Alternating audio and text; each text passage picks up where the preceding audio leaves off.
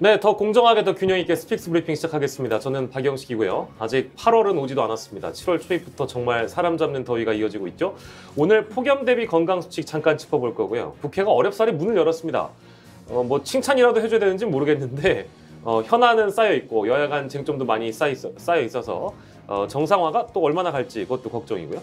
국회 상황 아무튼 짚겠습니다. 오늘도 역시 그리고 준모닝도 준비했습니다. 세 분과 함께하겠습니다. 더 좋은 정치연구소 정호진 소장, 송문희 전 고려대 연구교수, 김영기 메타커뮤니케이션 센터 대표와 함께하겠습니다. 어서 오십시오. 안녕하세요. 네, 반갑습니다. 세 분 다 아주 잠을 못 이루셨죠?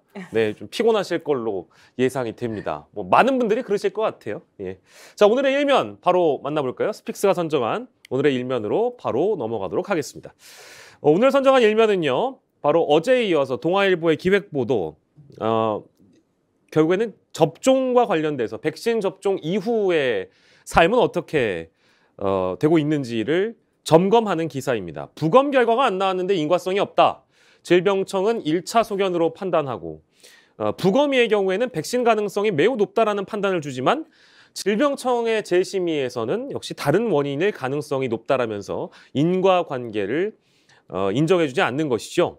그리고 고3 학생의 경우에는 접종 후에 뇌출혈 사망 논란이 있는데 질병청에서는 백혈병을 인지 못한 채 접종한 것이 원인이다. 이제 이런 답변을 해서 유족들 입장에서는 매우 하늘이 무너져 내리는 일인데도 불구하고 국가의 대처는 옳았는가, 이제 이 보도를 동아일보가 계속적으로 하고 있습니다. 그래서 고 이유빈 씨의 백신 접종 후의 일지가 오른쪽에 사진으로 담겨 있죠.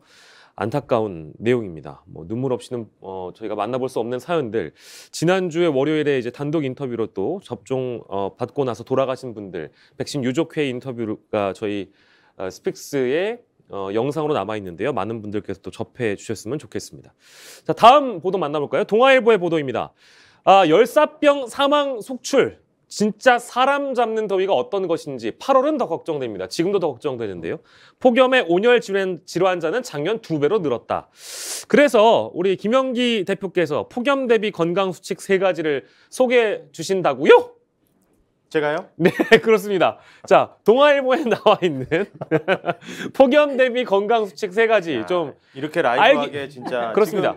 지금 이제 시키면서 예, 알기 쉽게 동아일보의 보도를 네, 근거로 해서 물 자주 마시기, 이거 전문가들이 굉장히 얘기를 많이 하는데 특히 이것도 열사병 중에 그 의식이 없는 상태에서는 물이나 음료수를 함부로 마시게 하면 안 된다고 그러고요. 기도로 넘어갈 수 있으니까. 아하. 그리고 또 이온 음료를 또 너무 많이 과다하게 마시게 되면 또 수분이 오히려 빠져나간다고 하니까 물을 자주 마시는 게 가장 해법이라고 합니다. 네. 그리고 시원하게 지내고 싶습니다.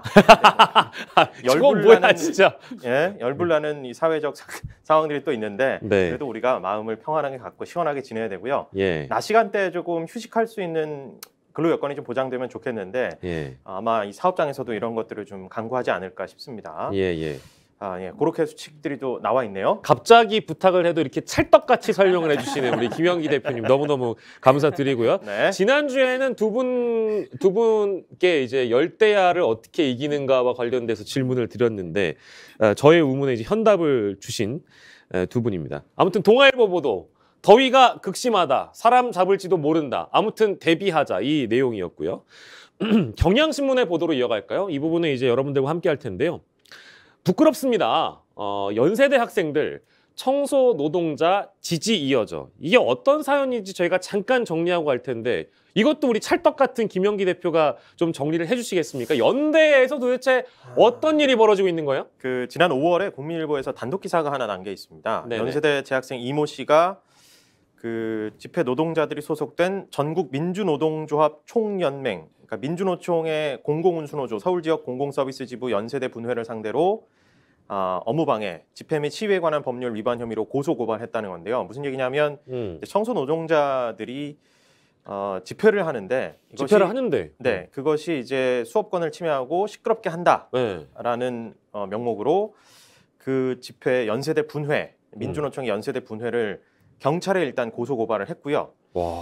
그 다음에 이 연세대 분회 집행부를 상대로 서울 서부지법에 수업료와 정신적 손해배상금, 정신과 진료비 등을 명목으로 약 640만 원을 지급하라고 요구하는 손해배상 청구 소송을 민사소송을 아예 제기를 해서 찬반 논란이 많이 일었고요. 네네. 학생이 이 노동자를 상대로 민사소송을 제기한 것은 처음입니다. 참 이게 지금 저희가 그 어떤 사연이 연대에 있는지 연대 내부에 있는지 알아봤는데요. 이게 그래서 이게 부끄럽다는 거예요. 그래서 연세대 학생들이 지금 연대하고 있다. 서로 연대하고 있다. 이제 이 내용인데 이제 3명의 학생으로 인해서 연세대 학생들이 모두가 꽤 많은 상당수가 혹시 이제 이 청소 노동자들의 집회에 불쾌하게 생각하고 수업권을 침해받는다는 개인주의적 사고를 하고 있는 것이 아니냐라는 그 생각에 이제 연세대 학생들이 그것이 아니다 하면서 다시 한번 다른 목소리를 이제 내게 된 거죠. 이게 뭐 이제 일종의 특권 의식인지는 모르겠는데 이제 실제 고소를 했다는 사람들 말이에요. 자, 소장님 어떻게 보셨습니까? 대단히 많이 좀 분노했습니다. 네. 왜냐하면 이 사건이 일단은 좀 일파만파했던 부분 중에 하나가 네. 연세대 나윤경 교수님이 수업 계획서로 다시 한번 이게 지금 많은 여론의 주목을 받고 있는데요. 네네. 대단히 좀 분노스러웠던 부분이 뭐냐면 청소 노동자들의 이 집회라는 것이 다른 것이 아니라 처우 개선에 대한 부분일 것입니다. 네네. 그러니까 작년인가요? 서울대 청소 노동자들에 대한 처우 개선 때문에 사회적으로 많은 파장이 일었었는데 일단은 이런 노동자들의 처우 개선에 대한 부분들이 수호권 침해라는 이유로 민사소송을 냈다는 자체도 상당히 좀 어이없는데 이 부분과 관련돼서 수업계획서를 작성한 나윤경 교수님이 이런 말씀하셨어요. 지금 자신들이 누구의 그림자 노동에서 일상을 꾸려가는지 모르고 있다라는 얘기를 하셨는데 대단히 좀 중요한 얘기인 것 같습니다. 우리 사회에서 공정이라는 부분들이 이제 거스를 수 없는 시대의 담론이긴 한데 사실은 지금 어찌 본다면 청소 노동자들의 보이지 않는 그 그림자 노동 속에서 우리 연대 학생들이 수호권을 보장받는 측면들도 있거든요. 그런 측면에서 과연 이분들이 학생들의 수호권을 침해한 것인지 아니면 수호권을 돕고자 노동자들의 처우 개선을 했는지 선으로 좀 분명히 따져봐야 될 것 같고요. 이 문제와 관련돼서 다시 한번 우리 사회의 공정이 무엇인지에 대한 부분들을 되짚어보는 계기가 돼야 되지 않을까 싶습니다. 네, 송문희 교수님은요? 저는 지금 저 청소 노동자를 고소한 학생들이 만의 문제인가 이런 생각은 듭니다. 우리가 학생들한테 특권의식 있다, 이기적이다 이런 얘기하기 전에 학교 당국에서는 모든 조치를 했느냐. 적어도 학생들이 수업 시간에 공부할 때 피곤하게 하지 않을 정도로 원천인 학교가 저 문제를 좀 적극적으로 해결하려 했느냐라는 부분을 들여다봐야 될 것 같고요. 맞아요. 지금 요즘 학생들 저도 학교에서 강의해보면 그 개인의 권리의식이 참 강합니다. 우리 때랑 많이 다르죠. 그래서 무조건 학생들에게 이기적이라고 말하기보다는 그런 어떤 세태도 좀 저희가 반영해야 되는 게 아닌가 이런 생각이 듭니다. 문제를 일단 만들어 놓은 것은 학교이고 학교가 발뺌을 하면 당연히 안 되겠죠. 학교가 나서서 해결을 해야 된다라는 의견에는 많은 분들이 공감을 하실 것 같습니다. 김영기 대표, 그 인터넷 바닥 민심은 어떻습니까? 5월에 이 단독 기사, 그러니까 경찰에 고소했다는 기사 아래에 달렸던 댓글은 글쎄요, 노조의 투쟁 방식에 대해 비판하는 댓글이 꽤 있었습니다. 그래요? 그렇지만 제가 소개해드리고 싶은 네티즌의 의견은 이거였습니다. 사회는 각 구성원들의 자기 역할 속에서 상호작용을 끼치면서 유지 발전된다. 자급자족하는 개체가 아닌 이상 한 사회에서 노동대가가 큰 직업이 있는 것은 노동대가가 작은 직업이 각자의 역할을 성실히 하기 때문이지 않을까. 10%는 나머지 90%가 있기 때문에 존재하는 것이기 때문에 이들을 위한 배려는 결국 자신을 위한 배려가 아닐까. 이런 댓글이 좀 소개해드리고 싶은 댓글이었습니다. 박수 한번 주세요. 여러분들 다 같이 박수 한번 주세요.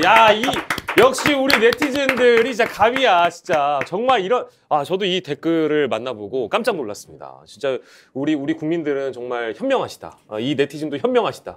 이런 댓글을 어떻게 남길 수 있는가 이런 생각이 좀 들었습니다. 명문이에요, 명문. 2년 전에 왜 대학에서 청소 노동자 아버지 뻘 이상 되시는 어르신 청소 노동자한테 학생이 갑질 비슷하게 반말해가지고 좀 그런 적이 있었는데 저는 좀 인성 교육부터 제대로 했으면 좋겠다. 적어도 주변에 있는 많은 사람들에게 감사하는 마음을 어릴 때부터 길러줬으면 좀 낫지 않겠나 이런 생각이 좀 아쉽습니다. 알겠습니다.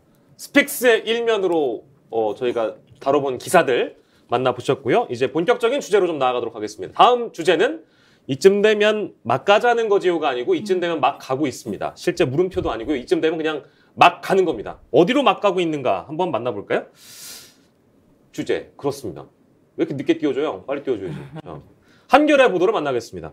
자, 청문회도 없이 만취운전, 교육장관 임명 강행.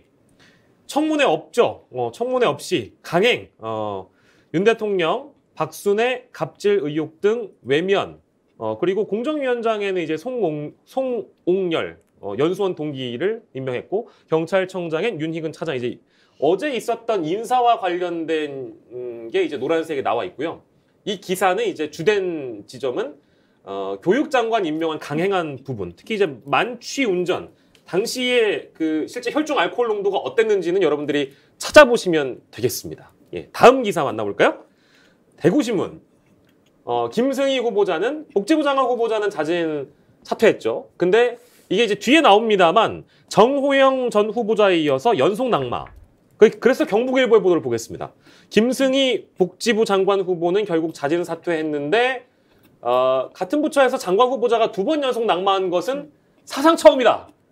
라고 합니다. 박근혜 정부 때 김용준, 안대희 2명의 총리 후보자가 연달아 낙마한 적은 물론 있습니다만 거기는 이제 정부 부처는 아니었고 총리 후보자인 것이고요. 장관 후보자가 2번 연속 사전 검증의 벽을 넘지 못해 스스로 물러난 사례는 이번이 처음이다라는 것이고요. 한국일보의 보도 보겠습니다. 마찬가지로 김승희 후보자는 결국 가차, 박순애 교육부 장관은 여러 의혹이 있음에도 임명, 김승겸 합참의장 임명은 뭐 어느 정도 예견이 됐던 것이고요.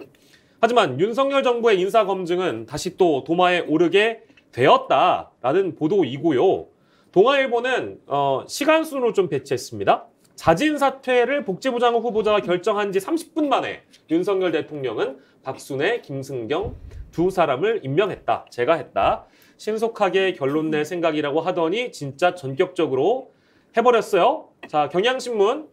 복지부 장관 후보의 연속 낙마를 초유의 사태라고 이제 경향신문은 평가하면서 윤석열 정부의 부실 인사 종합판이었다. 그래서 올해 들어서 몇 번째 낙마인가라고 4번째 낙마라고 일단 정해놨는데요. 저희가 세계일보 보도로 저희가 빨리 넘어가 볼게요. 세계일보 보도 보여줄 수 있어요? 방역, 연금 개혁 등 시급한데 키 잡을 수장 공석이 장기화되고 있다라는 세계일보의 보도로. 하나 더 넘겨주세요. 좋습니다. 중앙일보 지금 쭉쭉 보여드리고 있죠. 자, 다음 거. 요거 이제 국민일보. 그렇습니다. 여기에 보면은 장관 후보자 낙마 일지가 있어요. 이것도 김영기 대표가 찰떡같이 설명해 주신다고. 네. 좀 멀어서 안 보이긴 하는데. 아니 노트북으로 여기 뒤에 보세요. 뒤에. 4월 10일 정호영 보건복지부 장관 후보자가 지명이 됐고 13일에 이어서 김인철 사회부총리 겸 교육부 장관 후보자가 지명이 됐습니다. 그런데 5월 3일 김인철 후보자가 자진 사퇴했고 한 20일 후에 정호영 후보자 사실 그 사이에 굉장한 논란들을 무시하고 강행하는 듯 보였다가 정호영 후보자가 사실상 이제 자진 사퇴를 했고요. 26일에 김승희 복지부 장관 후보자가 다시 지명이 됐고 이어서 7월 4일에 김승희 후보자가 자진 사퇴하는 그런 상황들이 펼쳐지고 있습니다. 사실상 이제 지명 철회로까지 표현하는 언론사도 있었습니다. 그렇습니다. 이제 세계일보를 봤으니까 뒤로 가면서 조선일보로 다시 가볼게요. 저희가 이 순서 정리를 제가 제대로 못해서 그래요. 여러분들 죄송해요. 자, 조선일보로 다시 가보면 조선일보의 경우에는 장관 후보는 3번째 낙마했다. 청문회 안 건치고 3명째 임명했다. 그러니까 뭔가 언론들이 제목을 뽑는 걸 보면 어디에 좀 방점을 찍고 있는지를 알 수 있고요. 복지장관 후보자 연달아 사퇴, 사상 첫 같은 부처 2명째 낙마 이건 말씀드렸고 음주운전 논란 박순애는 강행했는데 야당에서는 검증 절차를 무시했다. 국민 패싱이다. 근데 윤석열 대통령의 입장은 전문성과 역량이 가장 중요하다. 도덕성도 전 정부와 비교가 안 된다라고 이제 이런 언급을 했다고 하네요. 어떻게 평가하세요, 송 교수님? 저는 정말 우려스럽습니다. 지금 지지율이 점점 떨어지고 있는데 이런 사건들이 겹치면 윤석열 대통령 초기 지지율이 어디까지 떨어질까라는 걱정이 됩니다. 우리가 인사가 만사다 이런 얘기를 하는데 특히 교육부 같은 경우에는 보다 높은 도덕적인 기준이 이제 포함이 돼야 될 텐데 지금 한 명 살리고 한 명 그냥 죽이고 이런 식으로 꼭 양자택일로 갈 필요는 없었다고 봅니다. 우리가 서운한 비판 많이 하니까 갑자기 여성 장관 후보를 2명을 이렇게 했는데 예. 왜 많고 많은 여성 정치인이나 관료 중에 이렇게 말도 많고 탈도 많은 사람들을 급하게 해서 이렇게 국민의 기분을 나쁘게 하는지 잘 모르겠고요. 특히 이 교육부 장관 같은 경우에는 교육개혁이라는 것, 교육개혁을 얘기할 수 있겠습니까? 우리가 네. 스승의 뭐 그림자도 밟지 않는다 이런 얘기 하는데 저렇게 윤리적으로 문제가 많은 교육부 수장을 얻었을 때 우리가 어떤 교육개혁을 얘기할 수 있겠습니까? 걱정이 정말 많습니다. 예, 소장님께서는 어떻게 평가하세요? 윤석열 정부가 지금 취임한 지 근 2달 가까이 지금 되고 있는 상황인데 네네. 지금 정부 조각 구성이 아직 완료가 안 됐어요. 대단히 이건 지금 인사에 심각한 문제가 있다라는 부분들, 부실 인사, 인사 참사, 뭐 이 부분에 대해서 이의를 달 수 없는데 네. 전 놀라운 것은 윤석열 대통령의 입장이라는 것이죠. 뭐 틈새 없이 발탁을 했다든가, 예. 뭐 전 정부와 비교해서 전 정부보다 낫다라는 말씀을 하시는데. 네. 제가 보기에 이거는 거의 자기 최면 수준입니다, 지금. 자기 최면이다. 예. 나는 잘하고 있다, 나는 잘하고 있다. 지지율이 떨어지던 주변에서 어떤 얘기를 하던 나는 잘하고 있다, 잘하고 있다. 스스로 지금 거의 자기 최면에 빠지신 게 아닌가 이런 좀 생각이 들 정도고요. 예, 예. 뭐 어떤 분들께서는 이러다가 비교 정부 된다. 심지어는 내로남불이 아니라 예. 어떤 평론가께서 그런 말씀하시는데 딱 마음에 들더라고요. 네네. 니불내불이다. 니불내불? 네가 불륜했으면 내가 불륜해도 상관없다. 너도 잘못했으니 나도 잘못하는 게 무슨 문제냐 이런 예. 식인데 네. 사실 전 정부의 실패로 내서 집권한 정당 아니겠습니까? 그러니까 예. 정부 아니겠습니까? 그러면 정말 잘해야 된다는 생각을 가져야 되고 전 정부보다 더 나은 인사들을 발탁해야 되는데 최근에 인사를 보면 정말 부실을 넘어서 이런 인사가 과연 있었던가라는 생각도 들고요. 예를 들어 뭐 송홍열 공정거래위원장을 보면 이것도 완전 지인이지 않습니까? 네네. 거의 뭐 끼리끼리 내각이 아닌가 이런 또 비판도 있어서 이렇게 가다가는 차곡차곡 마일리지를 쌓고 있다.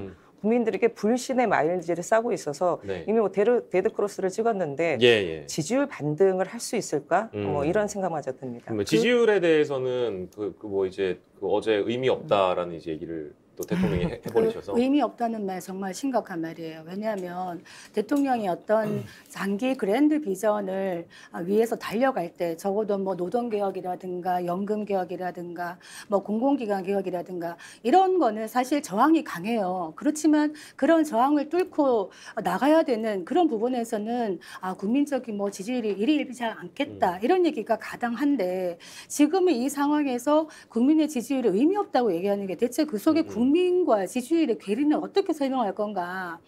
왜 그리고 전 정권이 기준이 되어야 됩니까? 지금 윤석열 대통령의 말 중에 저는 가장 심각한 게 이 장관 인사를 앞두고 전 정권 장관 중에 훌륭한 사람 봤냐?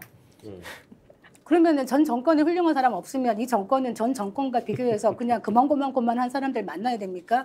저는 이런 말씀을 하시는 게 굉장히 좀 걱정스럽다. 우리가 쓸만한 사람, 쓸만한 인재라고 얘기할 때 2가지가 있어요. 윤석열 대통령이 늘 얘기하시는 전문, 역량, 능력. 이렇게 얘기하는데 그건 인재죠. 네네. 그런 부분들은 사람이 많아요. 근데 우리는 또 어떤 사람을 원하느냐. 기본적인 도덕성과 가치관과 사회의 어떤 기준을 장착한 인물을 원한단 말이에요. 예. 그래서 이런 부분에서는 조금 균형 잡힌 판단을 해야 되는 게 아닌가 싶고 국민들의 목소리를 좀 들어라 이런 말씀 드리겠네요. 예. 전 정권 지명 장관 중 훌륭한 사람 봤나. 오늘 아침 출근길이고요. 이거 뭐 저희 준비해 놓은 거 있어요? 일단 뭐 송 교수님이 이미 말씀하셨으니까. 듣고 가죠. 후보자 같은 경우에는 부실 인사라든지 뭐 그런 인사 실패라는 그럼 전 정권에 그 지명된 장관 중에 이렇게 훌륭한 사람 봤어요? 또 다른 질문. 대통령님. 그렇습니다. 이렇게 또 답변을 하셨다고 하는데 이게 김영기 대표 오늘 출근길에 나온 내용이 이게 다예요? 제가 네. 영상을 쭉 봤는데 예. 보통 이제 한 너댓 개 질문 정도로 좀 안정적으로 네. 정말 뭐 출근길 기자회견을 네. 너댓 개 정도로 하고 그죠. 가는데 이번에는 딱 그 2개 정도의 질문을 상당히 짧게 받고 네. 꽤 빨리 이동을 했습니다. 표정이나 이런 부분에 대해서는 이제 각자 보시는 분들이 판단하시면 좋을 것 같은데요. 예. 먼저 이제 한 기자가 다가오는 윤 대통령을 향해서 이렇게 질문합니다. 네네. 송홍열 후보자라든지 박준혜 교육부 장관, 김승희 전 후보자 같은 경우에 뭐 부실 인사나 인사 실패하는데 말을 딱 끊고 전 정권에 지명된 장관 중에 이렇게 훌륭한 사람 봤어요? 라고 답을 합니다. 그리고 자, 또 다른 질문 하면서 아예 다른 쪽으로 몸을 돌립니다. 예. 그런데 이제 반대쪽에서 다시 다른 기자가 재차 질문합니다. 인사 관련돼서? 네. 대통령님, 인사 관련 취재를 하게 되면 가장 많이 듣게 되는 말이 인사는 대통령이 책임을 진다인데 하니까 그렇습니다. 하고 윤 대통령이 말했고 기자가 지금 뭐 이런 사람들은 충분히 검증 가능한 것들이 많았는데 이게 사실 인사실 하는데 말을 끊습니다. 그리고 다른 정권 때하고 비교를 한번 해보세요. 하고 뭐 사람들의 자질이라든지 하면서 이제 좀 이 마이크하고 멀어지면서 그 다음 소리는 들리지 않았는데 바로 이동을 그냥 성큼성큼 자리를 옮겼습니다. 그러니까 많은 언론들이 봤을 때 이건 불쾌감을 표한 것이다라고 했기 때문에 저도 그 의견을 차용하자면 이 다른 질문들보다 인사 실패에 대한 부분 그리고 본인에게 어떤 책임을 묻는 기자들의 질문에 대해서 상당히 불쾌한 감정을 여과 없이 드러냈다. 이렇게 표현할 수 있을 것 같습니다. 마치 현장에 있은 것 같이 상세하게 묘사해 준 점 너무너무 감사드리고 귀에 잘 들어왔어요. 자, 그래서 저희가 한 분을 더 짚어볼 겁니다. 바로 다음 기사죠. 국민일보의 보도로 넘어갈게요. 국민일보는 바로 송옥열, 요거 다음 거예요. 송옥열 공정거래위원장 후보자에 대한 얘기를 하고 있습니다. 이게 이제 결국에 성희롱 발언 논란에 대해서 어제 사과를 하긴 했는데 어떤 내용이 있었는가? 2014년 8월 서울대 로스쿨 1학년 학생들과 저녁 식사를 함께 하면서 넌 외모가 중상, 넌 중하, 넌 상 이런 식으로 외모를 평가하거나 여학생에게 이효리 어디 갔다 왔어? 너 없어서 짠 못했잖아 라고 말한 것으로도 전해졌다. 이제 이런 성희롱성 발언이 아니냐 라는 얘기고요. 물론 이제 그 당시에 동석한 학생들이 이제 이 발언에 대해서 해석하기는 조금 다르긴 합니다만 어쨌든 과오를 인정하고 깊이 반성했고 그랬기 때문에 이제 이렇게 송홍열 후보자는 공정거래위원장에 임명될 수 있었다. 근데 이런 부분들을 과연 국민들이 어떻게 바라볼지는 좀 의문입니다. 그래서 인물별로 저희가 살펴봤고 바로 한겨레 보도로 넘어갈게요. 그래서 교육계에선 지금 반발이 거셉니다. 윤리불감증 당사자를 교육수장에 앉힐 수 있느냐. 치명적인 전력, 특히 이제 음주운전의 경우에는 이게 잘 납득이 안 되는 상황들도 많이 있죠. 실제로 그 음주 혈중 알코올 농도도 그렇습니다만 실제로 이게 기소유예가 됐던 부분들, 이제 이런 부분들이 해명이 잘 안 됐기 때문에 언론에서 많이 이제 제기를 했었는데 결국엔 임명이 된 것입니다. 다음 한겨레 보도. 결국에 이제 어제 했던 얘기들을 이제 신문에선 싣고 있고요. 전 정부에 비할 바 아니다라고 이제 자찬한 부분을 한겨레는 비판을 하고 있고요. 한국일보의 보도도 흠결 놓친 능력주의, 인사 실패 흠집. 송문희 교수와 우리 소장님께서 비판해 주셨던 부분도 이 기사 안에 담겨 있습니다. 그래서 경향신문은 한 걸음 더 나아가는데요. 부적격 논란을 안고 교육개혁, 반도체 인재 등 이제 교육부에서는 이제 증명을 해야 된다. 전문성 내지는 이제 실력 이런 걸로 능력으로 증명을 해야 되는데 과연 교육부 장관 사회부총리인 박순애 부총리 겸 교육부 장관은 그 임명 이후에 이런 것들을 증명해낼 수 있을까라는 이제 의문이 좀 달리고요. 그리고 하나 더 나아갑니다.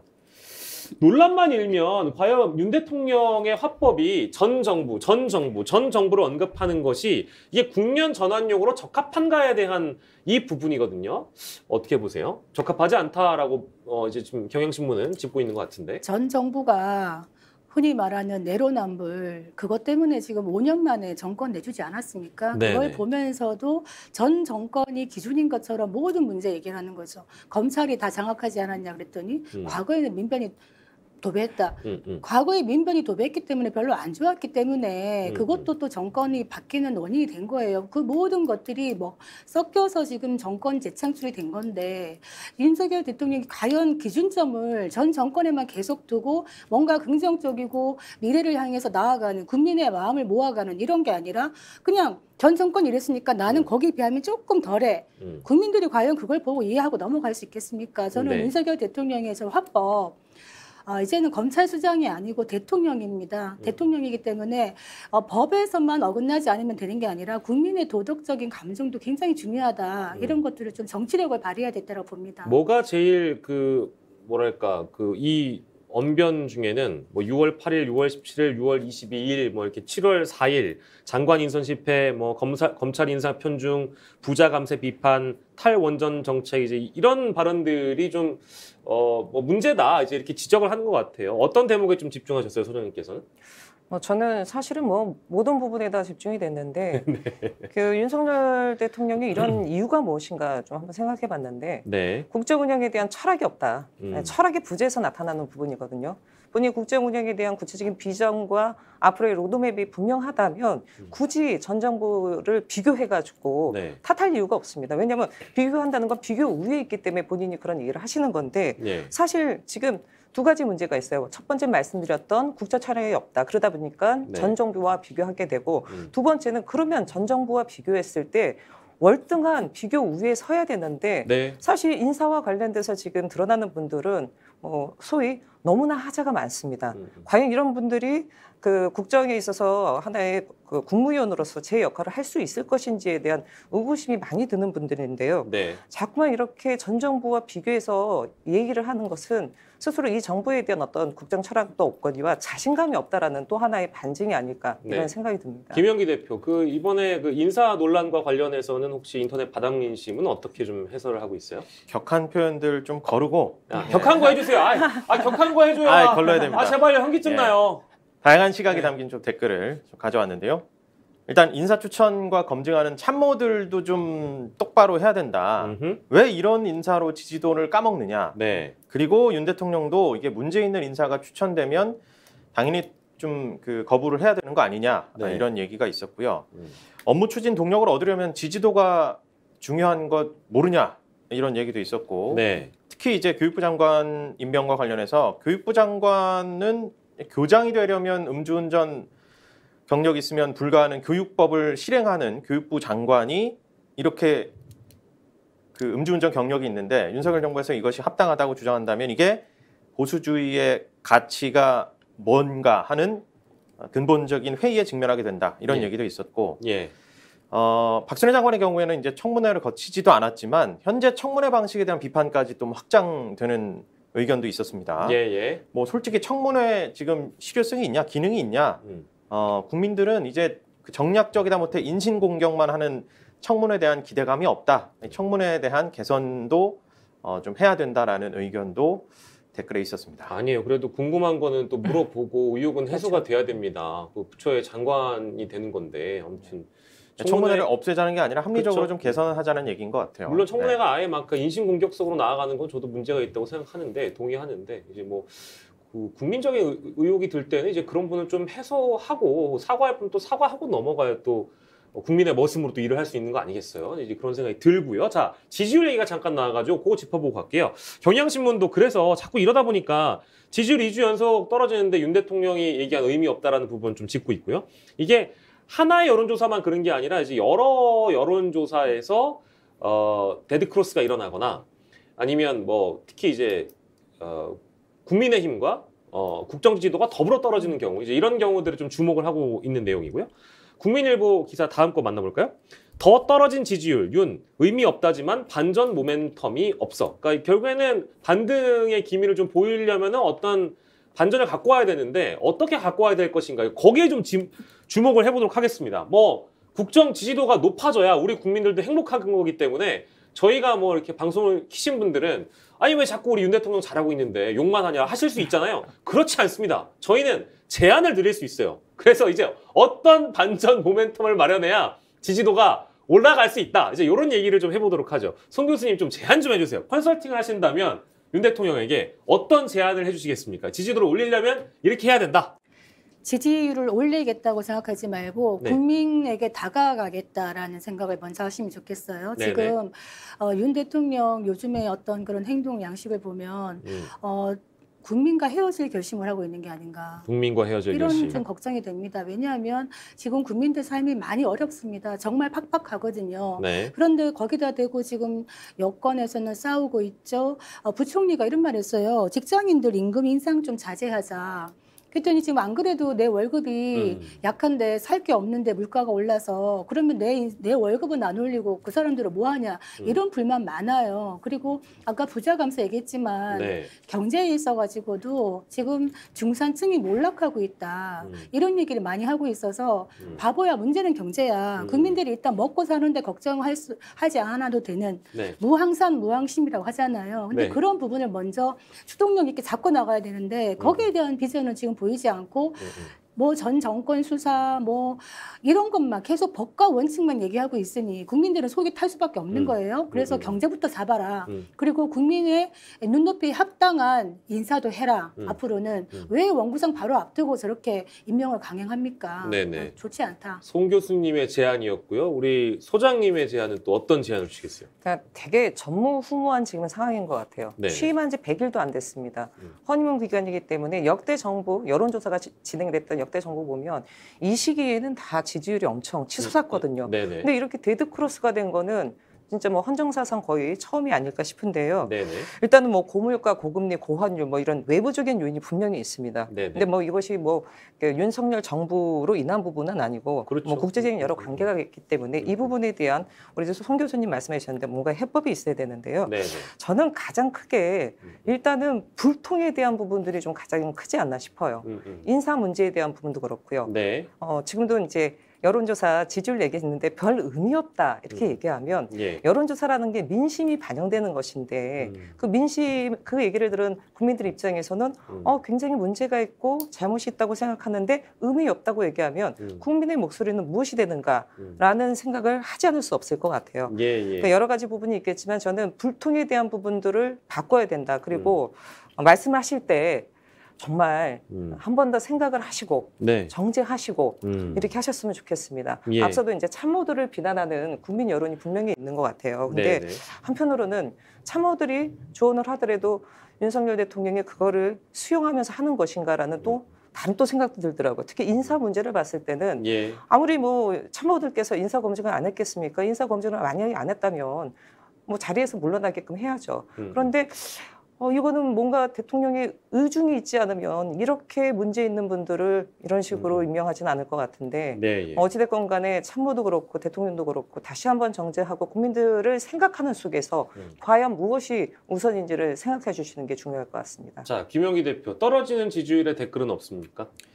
뭐 사실 떨어지는 지지율 관련해서 국민들 여론이 가장 뭐 뜨겁고 댓글에서도 네네. 여러 가지가 있지 않겠습니까? 네네. 근데 항상 댓글은 좀 정치 고관여층들이 조금 달다 보니까 신념에 따라서 믿고 지켜보자 계속 지지한다라는 분도 꾸준히 있으시고 또 반면에 문재인 정부의 실패를 되풀이한다거나 혹은 윤석열 정부에서 도대체 불통 듣지를 않는다 뭐 이런 댓글들은 꾸준히 달리고 있습니다. 예, 저희 굉장히 많은 분들께서 실시간으로 함께 해주고 계신데 여기 채팅창에는 어떤 내용들이 나오고 있냐면 지지율 하락은 일시적일 수도 있다. 이제 이런 의견도 있고요. 뭐 그리고 사실 검찰로 도배를 하든 민변으로 도배를 하든 상관없죠. 대신에 도덕성이나 윤리적으로 문제가 있는 사람들을 문제를 인지했음에도 인사 강행을 하는 건 문제다. 이제 이런 의견들도 있다는 점 저희가 반영해드렸습니다. 자, 다음 주제로 넘어가도록 할게요. 오늘도 역시 준모닝 할 거예요. 자,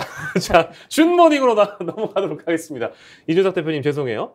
7월 7일까지는, 저 7월 8일까지는 저희가 준모닝은 계속 할 것 같습니다. 자, 윤리위심의가 이제 이틀 앞으로 남아있네요. 고민 깊은 이준석 대표의 모습. 지금 사실상 발언을 안 한 지가 오래됐습니다. 최고위원회의에서 생각에 잠겨 있기만 하고 공개 발언을 하지 않고 이제 낮은 톤의 행보를 이어가고 있는 그런 상황인데요. 동아일보도 지금 그거를 짚고 있어요. 최고위 회의에서 마이크 치우고 발언하지 않았다. 이게 꽤 된 일이고요. 윤리심의 앞두고 침묵 모드라는 얘기인 것이고, 더 중앙일보랑 인터뷰했네요. 어제는 저희가 저기 단독 인터뷰 어디였죠? 국민일보였나? 서울신문이었나? 그쪽도 인터뷰했는데 지금 이제 바깥에서 이렇게 일종의 여론전을 이준석 대표가 벌이고 있습니다. 타협이 되겠냐? 칼 빼고 달려오는 사람과 무슨 타협이 되겠나 자신의 입장을 이제 항변하는 것이죠. 윤핵관이 되레 대통령에게 누를 끼치고 있다고 생각을 한다. 자, 이런 내용이었고요. 경북메일의 보도 마찬가지로 무건 시위를 하고 있는 이준석 대표와 권성동 원내대표의 모습 잠깐 같이 실어줬고요. 공개 발언 거부가 8일째라고 하네요. 그리고 SNS도 요즘 자제 중이라고 합니다. 한겨레의 보도 배현진 최고위원은 최고위를 보이콧했다고 하네요. 대표 신상의 문제가 정리가 돼야 뭐 최고위원회 회의를 하든지 말든지 하지. 이런 대표와 회의할 수 없다. 이제 이런 입장인 것이고 이준석 대표는 침묵 시위를 여전히 벌이고 있는 모습입니다. 점입 가경이라는 표현이 나왔네요. 송 교수님 어떻게 평가하세요? 지금 윤핵관과 이 대표의 싸움, 여기에 윤심이 들어가 있는지는 뭐 정확히는 우리가 판단할 수 없겠습니다만 네. 이게 지금 자중질환이 계속되면 결국엔 우리가 왜 싸움 보다가 처음에는 이쪽 말도 듣고 저쪽 말도 듣고 이러다가 나중에 질이 멸렬하게 계속되면 네. 너네 둘 다 문제야. 이렇게 될 텐데 아마 지금 그런 분위기로 가지 않나 싶어요. 네. 그런데 윤리위 저는 이 징계위원회 열리는 시점이 맞득치 않습니다. 지금 경찰 조사를 계속하고 있다고 하는데 그 문제 김 대표를 또 부른다는 거 아니 참고인으로 그러면 경찰 수사가 좀 마무리된 다음에 거기에 맞게 제대로 윤리위를 열어서 정말 중징계를 하고 만약에 대표직을 물러나게 한다면은 크게 문제가 없을 텐데 지금 시점에 굳이 윤리위를 저렇게 열어갖고 징계가 어떤 게 나오더라도 또 계속적으로 받아들이기 어려울 것이다. 그래서 저는 이거 윤리위 징계 시점이 맞득치 않다 이런 말씀드리겠습니다. 소장님께서는 점입 가경의 국민의힘 상황 어떻게 평가를 하세요? 지난주에도 제가 아마 점입 가경이다 이런 말씀을 좀 드렸던 것 같은데 역시 아직까지 점입 가경입니다. 예, 계속 이어질 것 같고요. 윤리가 끝나서 어떤 결정이 나오든지 간에 아마 당분간은 계속 지속되지 않을까 싶은 생각이 들거든요. 그러니까 뭐 일단은 국민의힘 내부에 권력 다툼이 있고 또 이준석 대표 입장에서는 정치 생명이 사실 걸린 문제이기 때문에 이건 사실 양보할 수 있는 부분이 아닌 것 같습니다. 다만 이를 지켜보는 국민들의 입장에서는 대단히 피로도가 높아지고 있죠. 이것이 또 윤석열 대통령의 지지율에도 사실상 그대로 좀 반영되고 있다는 지점에서 사실 이 문제에 대한 해법은 굉장히 좀 애매한 부분인 것 같아요. 우리 송 교수님 말씀하셨듯이 경찰에서 이 사실관계에 대한 부분들이 빨리 서둘러 나오면 분명할 터인데 지금 그렇게 진행되는 것도 아니고 이렇게 하다가 지리멸렬하게 다 공멸할 수도 있다 이런 생각이 들고 특히 뭐 한 가지 덧붙이면 지금 국회마저도 공전되고 있잖아요. 국회가 공전되고 있으면 피해는 사실은 집권당입니다. 그런 부분도 국민의힘이 좀 인식하는 속에서 어찌됐건 간에 뭔가의 매듭이 서둘러 이루어지지 않는다면 대단히 좀 심각한 상황이 더 장기화될 수 있다고 보여집니다. 저는 이준석 대표 좀 겸손했으면 좋겠어요. 지금 시점에서 이준석 대표가 하는 말들도 저는 마음에 안 드는 게 어떤 거냐. 지금 정부에서 나한테 도와달라고 안 한다. 뭐 장차관 인사도 나한테 미리 얘기도 안 하고 상의도 안 하고 모든 거에 내가 할 게 없다. 이거는 책임 있는 당대표로서 할 수 있는 말이 아니에요. 그래서 이런 부분에 대해서는 정부의 탓을 하지 말고 당대표로서 본인이 정부에 어떻게 도움이 될 것인가 이런 생각을 해야 되는데 대선 기간 동안에도 그렇게 또 윤 대통령 그 후보의 속을 썩였어요. 그랬던 것이 다 남아서 지금 쳐내는 밑바탕이 되고 있는 것인데 뭐 나를 뭐 좀 잘 쓰면 내가 지지율 20일 만에 올릴 수 있어? 이거 그럼 국민들의 민생 이런 걸 가지고 협상하는 겁니까?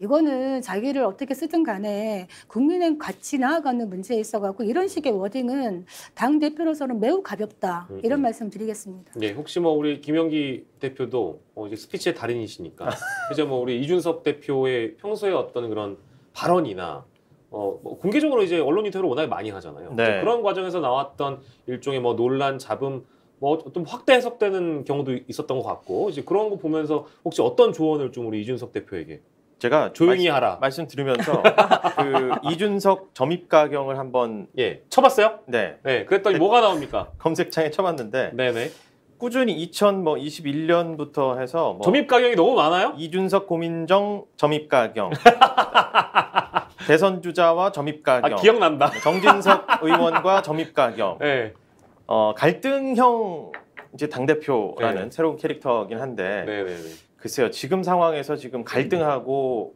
당에서 여러 가지 혼란스러운 당정에 관해서 지금 얘기를 할 때인지 아니면 국민 민생을 챙겨야 할 때인지 두 개 중에 답은 나와 있지 않습니까? 그럴 때가 아닙니다. 네.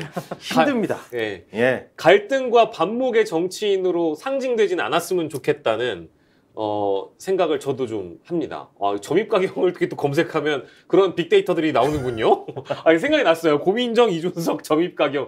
이게 그치 얼마 지나지 않았던 얘기인 것 같아요. 네. 좋습니다. 자, 다음은 오늘의 정치로 넘어가 보도록 할까요? 이제 정치면을 저희가 자세하고 상세하게 뒤집고 또 뒤집어 보도록 하겠습니다.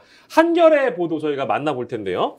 국회 35일 만에 정상화, 여야 상임위원장 합의 선출, 그리고 이제 새롭게 국회 입성 의원들의 선서도 받으면서 김진표 국회의장, 이제 후반기 의장에 선출이 되셨죠. 이분들의 모습까지 같이 실어놨습니다. 하지만 뭐 이견이 있는 부분들은 저희가 뒤에 좀 짚도록 할게요. 영남일보, 여야 후반기 의장 김진표 합의 선출 36일 만에 국회 정상화. 잘들 했다. 그래, 36일 잘했다.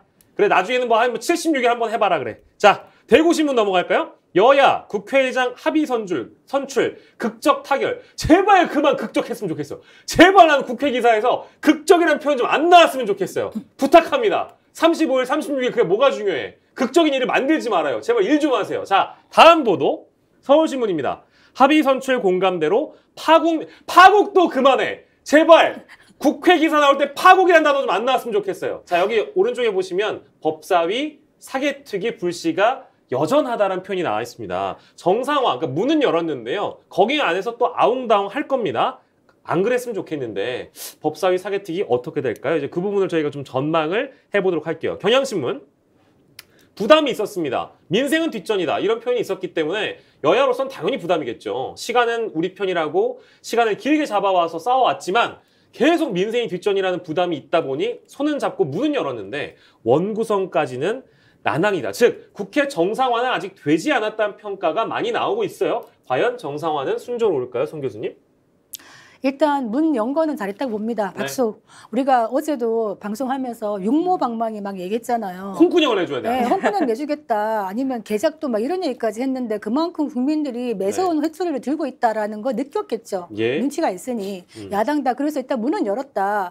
적어도 싸우는 건 어쩔 수 없어요. 네네. 서로 지금 다 팽팽하게 물러설 수 없는 것들이 좀 있어요. 사개특위도 그렇고 뭐 상임위원장 위원회도 마찬가지인데 일단 싸우더라도 링 위에 올라가서 네. 페어플레이 하면서 제대로 싸워라라고 얘기하고 있지 않습니까? 그래서 네. 저는 지금부터가 이제 정말 의회 민주주의가 뭐냐, 협상과 타협의 능력, 네. 정치력을 보여줄 때가 됐다 이렇게 네. 보고 있습니다. 예, 소장님께서는 정상화는 뭐 좀 시간이 걸리겠지만 그래도 뭐 문 여는 건 잘했다 이런 평가이신가요? 그렇죠. 문 연 거는 잘했습니다. 왜냐하면 사실 대한민국에서 36일 동안 직장에서 일하고 따박따박 월급 받는 직업은 네. 아마 국회의원밖에 없을 거예요. 맞아요. 월급 받아야 된다. 네.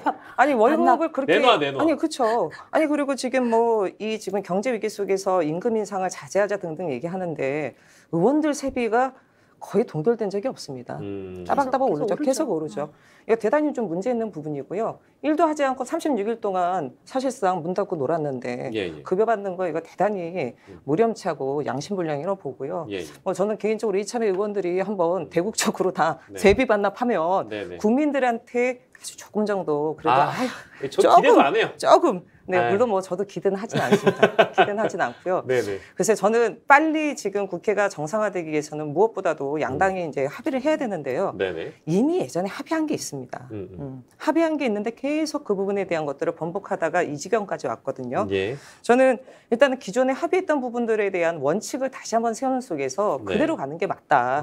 이미 뭐 작년에 그 원구성과 관련돼서 법사위원장은 국민에게 주고 국민의힘에 주고 뭐 이런 부분들이 다 합의됐던 부분이 있는데 예. 이게 흐트러지면서 사실 그 하반기 원구성이 되고 있지 않고 국회가 지금 사실상 어제 의장단은 선출했지만 스탑된 예. 상태거든요. 네네. 어렵지 않습니다. 예전에 합의했던 부분들을 다시 한번 반추하면서 협상을 서둘러 마무리 지어야지 계속 이런 식으로 국회 공전이 되다 보면 국민들로부터 국회에 대한 불신이 이미 밑바닥에 떨어져 있지만 회복 불능 상태까지도 갈 수 있다 이렇게 되면 그런 네. 생각이 듭니다. 상임위 구성은 뒤로 미뤘고 이제 이것이 국회 그러니까 여야의 어떤 쟁점으로 남아 있고요. 이게 뇌관이기도 하죠. 상임위 구성.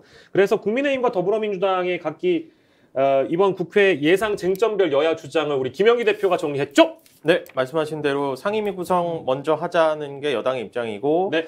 인사청문 특위 중요하지 않냐, 이거 먼저 하자, 이제 민주당의 이야기고 네네. 가장 큰 난제는 역시 이 중대범죄수사청 설치 등을 논의할 사개특위 구성입니다. 네.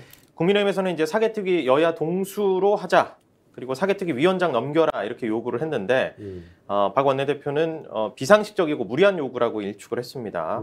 이미 지금 국회 본회의 문턱을 넘은 부분이 민주당이 사개특위 위원장 맡고 민주당 7명, 국민의힘 5명, 비교섭단체 1명으로 규정한 그 사개특위 구성안이 있거든요. 네네. 이걸 그러면 자, 안건은 여야 합의로 처리하자, 이런 국민의힘 의견까지 존중하기로 했는데 그 이상을 요구하는 건 이거는 국민의힘이 정략적으로 하는 부분이다. 그래서 받아들일 수 없다라는 거고 예. 국민의힘은 그렇지 않으면 보이콧하겠다.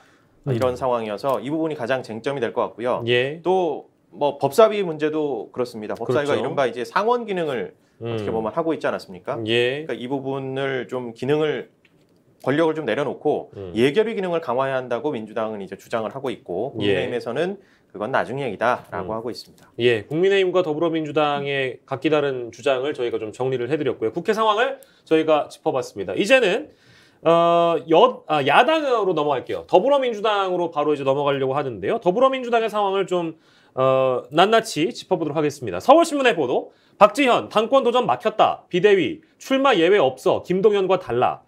물론 이제 전당대회 갈등을 지금 빚고 있는 상황에서 오늘 아침에 안규백 전대위원장도 물러났다는 말씀 다시 한번 드리고요. 아무튼 전당대회 룰 갈등은 여전한 상황에서 박지원의 당권 도전은 막혔고요. 비대위 입장에서는 그 예외 조항을 찾기가 어렵다라는 이제 근거로 박지원 비대위원장의 출마를 막아버린 상황입니다. 동아일보의 보도, 박지원 출마 막고 경선 룰 수정. 당내 사실상 어대명, 어차피 당대표는 이재명에 심 싣는 거 아니냐, 뭐 이제 이런 의견이 나오고 있다고 하고요. 근데 과연 그게 맞는 것일까? 저는 좀 물음표이긴 합니다. 영남일보, 이재명 지지했던 박지원, 이 의원이 달라졌다라면서 저격을 했습니다. 즉 차별화를, 이재명 의원과 선을 그으면서 차별화를 시도하고 있는 부분인데요. 성범죄 문제 등 안일한 대처를 했다. 거의 어떤 말도 하시지 않았다며 서운한 감정을 드러냈고요. 조선일보, 박지원, 이재명, 최강욱 비판을 막았다. 폭로 직후 출마가 좌절됐다. 살짝 지금 우리 조선일보가 우리 박지원 전 비대위원장 출마가 어려운 상황을 아쉬워하는 건가요? 뭐 그런 느낌도 좀 듭니다. 자, 여기까지 일단은 더불어민주당 상황을 좀 만나봤는데요. 글쎄요, 제목으로 저희가 질문을 드릴까요?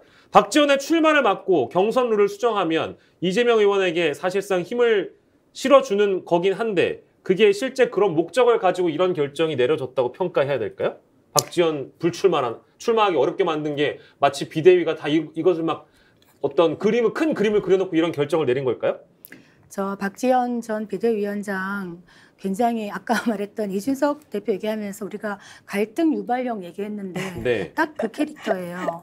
제가 사실 박지원 그 젊은 세대에게 많은 기대도 하고 방송 때마다 왜 이렇게 젊은 사람을 데리고 와갖고 이렇게 흔드냐. 네.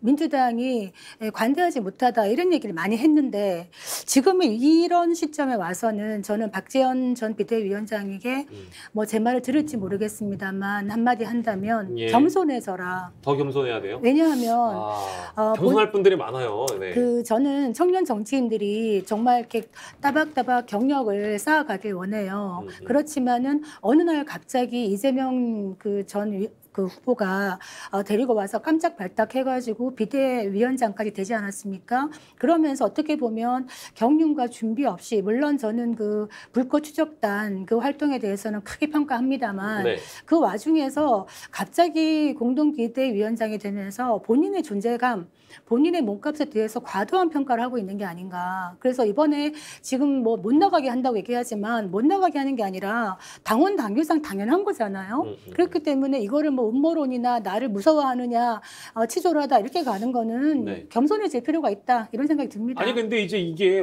어제도 저희가 자격 논란 좀 다루긴 했습니다만 뭐 박지원이라는 정치인에 대해서 제가 뭐 낮게 평가 뭐 이런 평가를 하려고 하는 게 아니고요. 출마 자격이 없는데 자꾸 자격을 달라고 해서 자격이 규정된 게 없으니까 비대위에서 미안한데 넌 못 나오겠다고 얘기한 거잖아요. 근데 그거를 왜 이게 이재명의 뜻이 아니냐 이렇게 왜 해석을 하는 거죠? 이건 좀 잘못된 거 아닌가요? 저는 좀 과한 해석이라고 보고요. 근데 네. 사실 민주당 자체적으로 저는 좀 원죄가 있다는 생각이 들어요. 뭐냐면 당원 당규와 관련돼서 한번 정해지면 뭐 당원 당규가 근거역조에서 바꾸지 말아야 된다는 건 없지만 예를 들어서 민주당의 이해, 관계에 따라서 사실은 바꾼 적들이 많습니다. 예를 들어서 지난번에 서울, 부산 보궐시장, 그러니까 보궐선거 당시에도 당원 총투표를 통해서 당원 개정하고 이랬던 거예요. 그러다 보니까 사실은 민주당의 당원 당규라는 자체가 사실은 그때그때마다 다르고 그때그때마다 변하다 보니까 왜 나는 예외 조항 두지 않느냐 이런 식의 요구가 있을 수 있다고 생각이 됩니다. 어떤 하나의 기준과 원칙을 가지고 일관되게 갔었다면 저는 박지원 전 비대위원장이 뭐 당 대표로 출마할 의사가 있더라도 당의 당원 당규가 원래 그렇다면 존중을 했을 터인데 뭐 시시각각 바뀌다 보니까 그런 요구를 하지 않았을까라는 생각이 들고요. 지금 전당대회 룰과 관련돼서 말들이 많습니다. 뭐 안규백 위원장도 사퇴하기로 했는데 좀 마찬가지라고 봐요. 선거 때마다 그때그때 달라져요. 그러면 누구한테 이것이 도움이 되느냐 도움이 되지 않느냐 가지고 논란이 불거지다 보니까 뭐 전당대회 치르기 전부터 룰 때문에 분란이 더 크게 야기되는 이런 형국이 나타났는데요. 명확한 원칙과 기준을 가지고 적용하면 될 문제를 가지고 자꾸만 바꾸다 보니까 이런 분란을 스스로 자초하는 것이 아닌가 이런 생각이 듭니다. 저는 민주당 원죄 있다는 말씀에 정말 공감해요. 대선 기간 때 필요하니까 표를 모으는데 필요하니까 2030 여성표를 모아야 되니까 어떻게 보면 장식품처럼 깜짝 영입을 합니다. 본인의 말에 의하면 본인이 고사를 했음에도 불구하고 몇 번이나 전화 와서 갑자기 공동 비대위원장을 만들었다는 거예요. 그러고 나서 지금에 와서 내가 좀 제대로 민주당을 좀 고치겠다고 하니 지금 나를 이런 식으로 왜 쳐내는 거 아니냐.